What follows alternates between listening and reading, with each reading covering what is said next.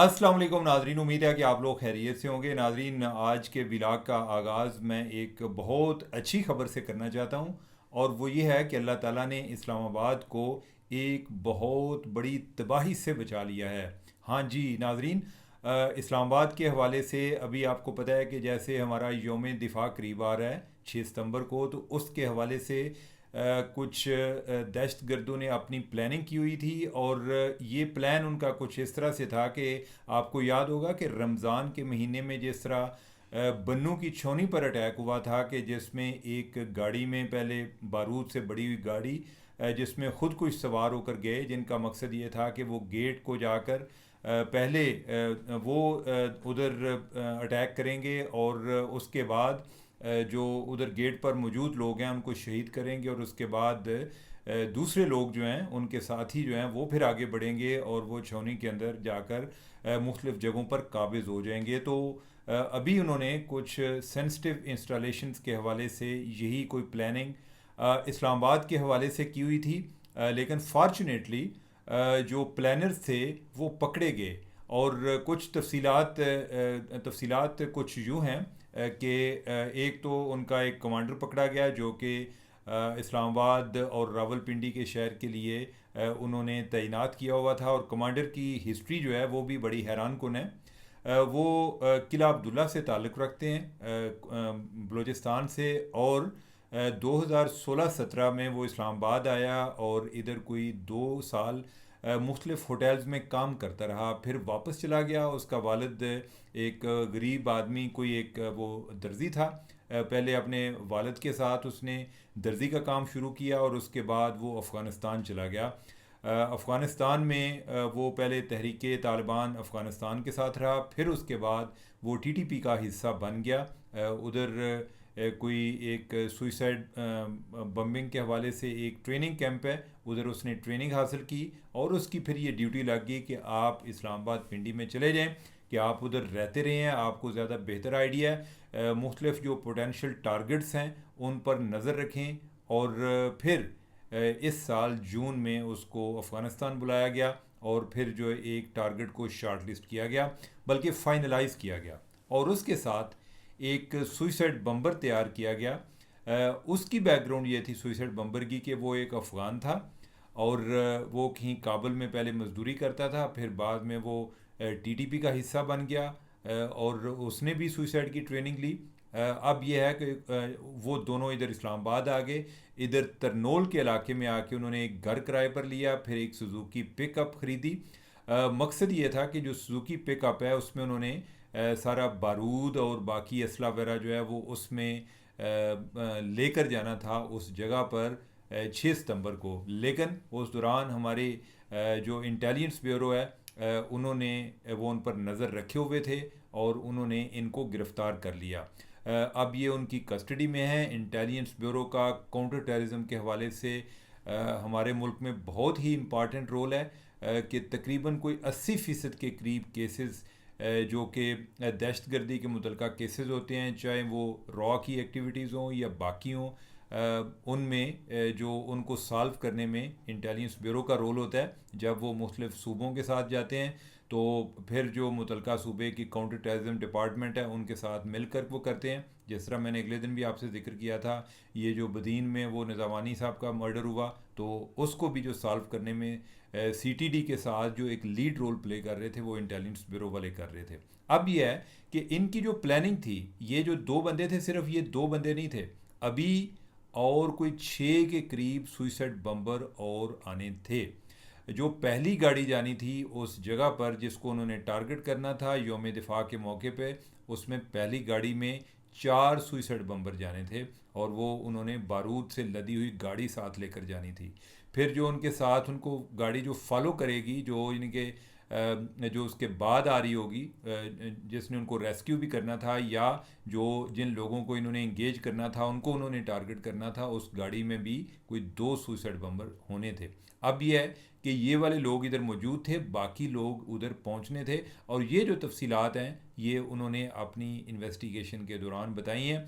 नाजरीन, अब इससे हमें अंदाज़ा होता है, ये बार बार जिक्र हम कई दफ़ा इसलिए भी कर देते हैं कि जब कोई खुदा न खास्ता बड़ा वाक़या हो जाता है तो हो सकता है बाज़ औक़ात कोई वाक़यात वो रोकने में कामयाब हो जाते हैं, कोई हो भी जाता है। तो लिहाजा कुछ ऐसे वाक़यात भी होते हैं कि जिसकी हमें कानो कान ख़बर नहीं होती, लेकिन उनका सुराग लगा लिया जाता है, ऐसे लोगों को गिरफ़्तार कर लिया जाता है और उनके उससे हासिल मालूमात के नतीजे में मज़ीद एक्शन लिया जाता है। अब इससे ये भी एक बात क्लियर हो गई कि ओवरऑल अफ़गानिस्तान से दहशतगर्दी के वाक़यात हो रहे हैं, और मैंने अभी आपको बताया कि इसमें जो सुइसाइड बम्बर था वो भी अफ़गानिस्तान का था और टीटीपी उधर से ऑपरेट कर रही है। इस पर हम दोबारा एक दो दिन में दोबारा बात करेंगे कि इसको पाकिस्तान और अफ़गानिस्तान के ताल्लुकात के तनाज़ुर में और जो सेटलमेंट होनी थी उनका क्या बना, या इस तरह के जो बाकी मौज़ूआत हैं उस पर हम दोबारा बात करेंगे। तो नाज़रीन, अभी हम अपने नेक्स्ट टॉपिक की तरफ बढ़ते हैं और हमारा नेक्स्ट टॉपिक आपके नॉलेज में होगा, अगर नहीं है तो मैं बता देता हूँ। एक बड़े एक शोला बयान किस्म के मुकर्रर एक मजहबी आलम, यानी कि जो कि किसी फ़िरके से बिलोंग नहीं करते, उनका नाम था इंजीनियर मोहम्मद अली मिर्ज़ा, जो कि जेलम से हैं। वो काफ़ी लिहाज से मुतनाज़ा भी हैं। मुतनाज़ा इस सेंस में है कि कई लोग उनको बहुत ज़्यादा पसंद करते हैं और कई जो हैं वो उनका नाम लेने से भी चिढ़ते हैं, और उन पर माजी में कुछ कातलाना हमले भी हो चुके हैं। अभी उनको एक नक्स अमन आमा के तहत MPO यानी कि मेंटेनेंस ऑफ पब्लिक आर्डर के तहत DC ने उनको अपनी कस्टडी में ले लिया। हुआ ये कि पहले कोई FIA के लोग गए, उन्होंने कहा कि आपको DC साहब बुला रहे हैं। उधर DC साहब के ऑफिस में लेकर आए और उन्होंने कहा जी कि आप हमारी कस्टडी में हैं। उन्होंने उधर को अपना कोई मदरसा टाइप या एकेडमी भी बनाई हुई है, बहुत बड़े यूट्यूबर भी हैं, कोई 30 लाख से ज़्यादा उनके फॉलोअर्स हैं, सब्सक्राइबर भी हैं यूट्यूब पर। तो उनकी जो एकेडमी है उसको भी बंद कर दिया गया। जो इंजीनियर साहब हैं वो बाई क्वालिफ़िकेशन उन्होंने इंजीनियरिंग की हुई है, टेक्सला से इंजीनियरिंग यूनिवर्सिटी से उन्होंने डिग्री हासिल की। फिर जो वजारत दिफा है यानी कि उसमें वो जॉब भी करते रहे, फिर गालबन वो रिटायर हो गए और बड़े ही बहुत ज़्यादा निडर आदमी हैं और बाज़ का बड़ी ऐसी बातें कर जाते हैं कि जिससे बड़े कई लोग जो हैं उनके ख्याल में बड़ी काबिल एतराज़ भी होती हैं, और जो इनके हामी हैं वो समझते हैं कि ये बड़ी उन्होंने बोल्ड बात की है। पाकिस्तान में कुछ पता नहीं चलता, और ख़ास तौर पे ऐसे बंदे को कि जिसकी कोई मजहबी लिहाज से कोई इल्म ना हो, उसको कोई पता नहीं चलता कि कब कोई किधर चाहे उसको दबोच ले। तो लिहाजा मुझे इसके हवाले से इतना ज़्यादा नहीं आइडिया। जो उन पर इल्ज़ामात लगाए जा रहे हैं वो इल्ज़ामात किस हद तक कोई एक तौहीन मज़हब के ज़ुमरे में आते हैं या नहीं आते। लेकिन हुआ ये है कि उन पर एक FIR दर्ज करा दी गई है। मेरा ख्याल है कि जो इंजीनियर साहब हैं उनको भी ख्याल रखना चाहिए लोगों के जज्बात का, और इसके साथ साथ अवेयरनेस भी बहुत ज़्यादा ज़रूरी है कि कौन सी बात जो है वो तौहीन के ज़ुमरे में आती है, कौन सी नहीं। हमारे यहाँ जो है लोग बहुत ज़्यादा जज्बाती भी होते हैं, बाज़ औक़ात वो ख़ुद अपने फ़ैसले करने चल पड़ते हैं। तो अब ये है कि मैंने जो पुलिस वालों से भी बात की, उन्होंने कहा जी कि उनको गिरफ़्तार इसलिए भी किया गया कि उनकी जान को ख़तरा था, और फिर यह है कि उनकी जो ज़ुबान है उनकी वजह से और लोग कई मुश्तल भी हुए, तो लिहाजा उनको गिरफ़्तार किया गया है। आज जो है FIR भी हुई है उन पर, तौहीन मज़हब के हवाले से FIR हुई है। उनका एक वीडियो क्लिप जो है वो वायरल है, जिसमें कुछ लोगों का ख्याल है कि वो जो है तौहीन मज़हब के ज़ुमरे में आता है। और ये जो वक्त तय करेगा, जो इस पे एक्सपर्ट्स लोग हैं वो तय करेंगे। लेकिन यह है कि ओवरऑल एक पोलराइजिंग फिगर है, उनके बड़े कई चाहने वाले भी हैं, कई जो है उनके बड़े मुखालिफ भी हैं, नकाद भी हैं। तो ये आज की डेवलपमेंट, आज मैं देख रहा था कि सोशल मीडिया पर बहुत ज़्यादा लोग इसी चीज़ पर बात कर रहे थे, और इस पर जो है तहरीक लबैक के लोग वो उनकी काफ़ी मुखालफत कर रहे हैं, बल्कि काफ़ी लोग उनकी मुखालफत कर रहे हैं। जो देवबंदी तबका फ़िक्र के लोग हैं वो भी उनके मुखालिफ हैं, जो अहले हदीस हैं वो भी उनके मुखालिफ हैं, जो तहरीक लबैक वाले हैं वो भी इनके मुखालिफ हैं, और जो ये इंजीनियर साहब हैं वो कहते हैं कि मैं किसी फ़िरके से मेरा कोई ताल्लुक़ नहीं है, मैं इनको किसी को नहीं मानता। वो इनको चैलेंज करते रहते हैं। तो आई डोंट नो ये उनकी डोमेन है या उलमा की जो बाकी लोग हैं इनकी आपस में डोमेन है। हम तो इसको दूर से एक रिपोर्ट ही कर सकते हैं और ज़रा थोड़ा सा एक फासले पर रहने की कोशिश करते हैं कि इस तरह की जो तनाज़ात शुरू होते हैं, क्योंकि हमने देखा कि पाकिस्तान में चीज़ें बहुत आगे भी चली जाती हैं। तो खैर ये है कि ये इंजीनियर साहब के हवाले से गुफ्तगू। नाजरीन, आज एक तीसरा अहम टॉपिक वो है, आज के दिन तकरीबन 19 साल पहले एक बंदे का कत्ल हुआ, और वो कत्ल जो है उसकी गूंज आज भी सुनाई दी जा रही है। कहा जाता है कि उस कत्ल के बाद चीज़ें दोबारा से, उसके बाद पाकिस्तान वैसा नहीं रहा, और ख़ास तौर पे बलूचिस्तान वैसा नहीं रहा। और मेरा जिनकी मैं बात कर रहा हूँ उनका नाम है नवाब अकबर बुगटी। नवाब अकबर बुगटी को 26 अगस्त को 2005 6 को उनको कत्ल किया गया, और वो कोलू के पहाड़ थे उनमें उनका कत्ल हुआ।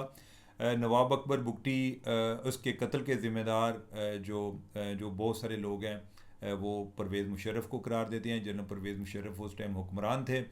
कुछ झड़पें चल रही थी, कुछ मामलात जो हैं रॉयल्टी के इशू पर, वो भी मामलात जो हैं वो कंटेंशन वजह निज़ा थे। फिर कोई एक ख़बर आई कि एक डॉक्टर शाजिया थी, वो उधर ही कोई सुई में एक पीपीएल का एक हॉस्पिटल था, वो उधर काम करती थी। कोई बातें आई ऐसी कि उनके साथ रेप हुआ है, कोई एक फ़ौजी अफसर था, उस पर इल्ज़ाम लगा। लेकिन जो है ट्रिब्यूनल ने बाद में उस अफसर को बेगुनाह करार दे दिया। और कई लोगों का ख्याल है कि जो अकबर बुगटी हैं वो इसलिए ज़्यादा सीख पाओ हुए कि मेरे इलाके में एक औरत के साथ ऐसा क्यों हुआ। लेकिन मेरे ख्याल है कि ये बात नहीं थी, और मैं ये बात इसलिए कह रहा हूँ कि बाद में जो मुज़ाकरात भी होते रहे उसमें ये कोई इतना बड़ा इशू नहीं था। बाकी इश्यूज जो चल रहे थे, जो एक मेन वजह तनाज़ा था वो ये था कि उस टाइम एफसी की डिप्लॉयमेंट भी हुई, बलूचिस्तान में कुछ कैंट्स वगैरह छोनियाँ भी बन रही थी, इस पर भी रिजेंटमेंट थी। जो नवाब अकबर बुगटी हैं वो बड़े एलीट इंस्टीट्यूशंस के पढ़े हुए हैं। कराची में भी अच्छी जगह पे पढ़े, फिर वो एचिसन कॉलेज में पढ़े, फिर वो ऑक्सफोर्ड यूनिवर्सिटी में पढ़े। लेकिन सोच के लिहाज से वो एक टिपिकल नवाब थे, कि जिसमें बाकी लोग जो हैं वो इंसान नहीं होते, नवाब ही इंसान होता है, और वही एक परतो होता है हर चीज़ का। तो नवाब साहब भी वैसे ही थे। हमारे यहाँ ये होता है कि जब कोई बंदा मर जाता है हम उसको बिल्कुल एक बना देते हैं कि कोई भगवान थे, कोई ऐसी चीज़ थी कि जैसे वो अगर आज ज़िंदा होते तो पता नहीं क्या होता। नवाब साहब जो हैं, जब जुल्फ़िकार अली भुट्टो आए तो उन्होंने जो नेशनल अवामी पार्टी होती थी उस टाइम उनके ख़िलाफ़ एक्शन लिया। बलूचिस्तान ऑपरेशन का आगाज़ किया जुल्फ़िकार अली भुट्टो ने, और उस टाइम जो असम्बली है उसको डिज़ोल्व कर दिया गया। और नवाब अकबर बुगटी जो हैं ये अपने ही लोगों के ख़िलाफ़ जुल्फ़िकार अली भुट्टो के साथ थे, गवर्नर बने, फिर बाद में इनके साथ भी इख्तलाफ हो गए।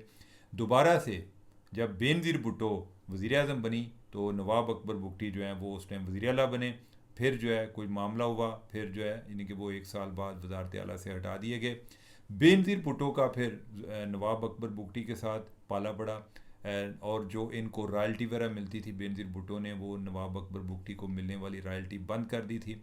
फिर जब नवाज शरीफ आए तो उन्होंने वो दोबारा से बहाल कर दी। फिर बेनज़ीर भुट्टो जब दोबारा आई तो जो इनकी रॉयल्टी थी वो दोबारा से उन्होंने बंद कर दी। वो ये भी कहते थे नवाब अकबर बुगटी के जिधर जिधर से पाइप गुजर रहे हैं गैस के, और जो चश्मों का पानी है उसका भी किराया दिया जाए, तो उस मद में उनको मेरे ख्याल को 3 करोड़ रुपया उस टाइम मिलता होता था।